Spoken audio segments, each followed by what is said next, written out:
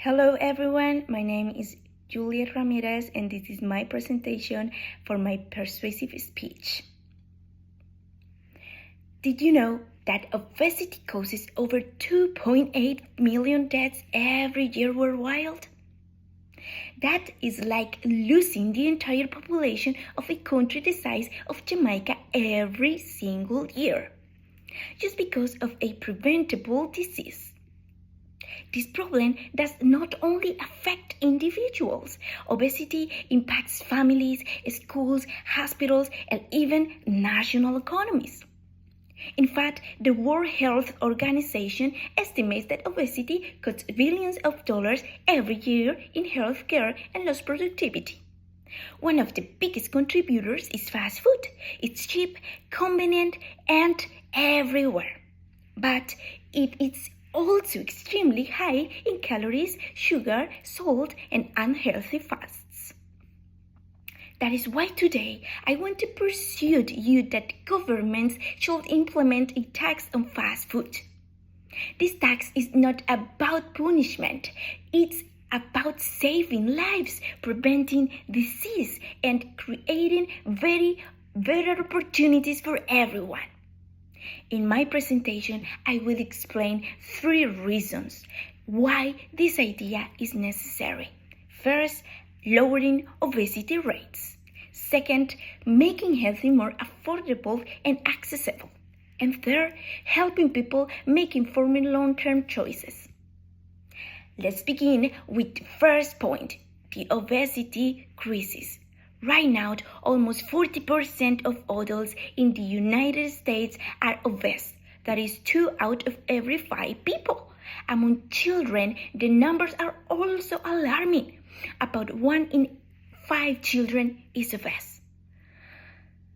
That means in every classroom, several kids are already at risk for diabetes, heart disease, and even shorter life expectation. Why is this happening? One simple reason. Fast food is everywhere. On your way home, you pass 5 or 6 fast food chains before you see a grocery store.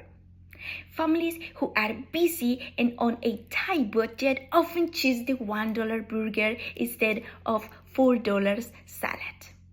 The solution?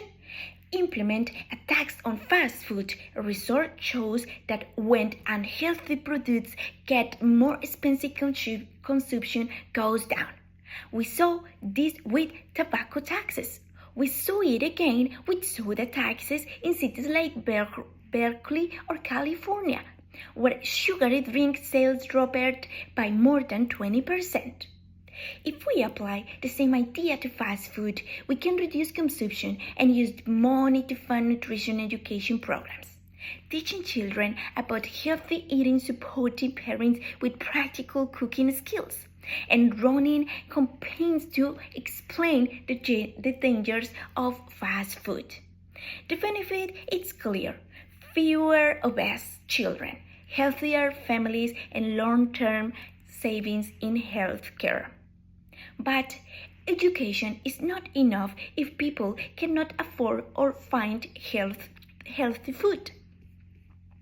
Now, let's talk about accessibility.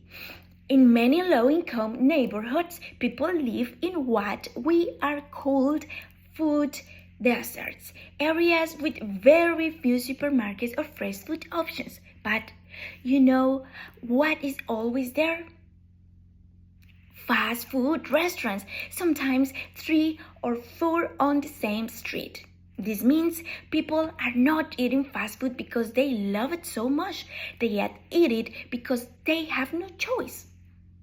When a hamburger meal is cheaper than fresh fruits and vegetables, it is easy to understand why families go for the cheaper option. The solution is to use part of the fast food tax revenue to subsidize healthy foods like fruits, vegetables, and whole grains. Imagine if a bag of apples costs less than a bag of chips. Imagine if schools and communities had affordable farmers markets instead of just fast food chains. The benefit is a more balanced food system where healthy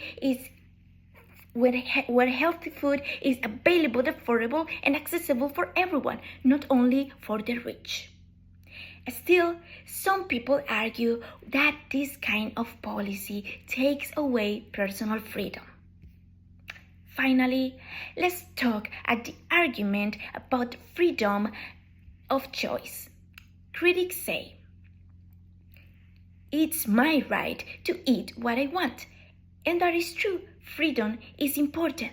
But there's the question. Are we really freedom if the system is designed to make unhealthy food the easiest and cheapest choice? Think about it. Companies spend billions of dollars every year advertising fast food, especially to children. It's a 10-year-old really make it a free choice when they see fast food ads on TV, on YouTube, and on every corner? Or are they going manipulated? The solution is not take away choices, but to level the playing field. Governments can launch public campaigns to explain the purpose of the tax, highlight the long-term benefits, and involve communities in designing these policies. The benefit is that people can make informed choices, not just cheap and easy ones.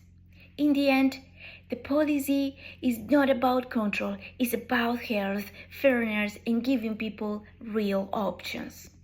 So, what have we learned? Fast food consumption is directly linked to obesity. A tax on fast food is not a punishment.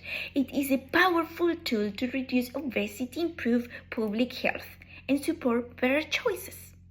This policy can lower obesity rates, make healthy food more affordable and accessible, and third, help people to make informed long-term decisions.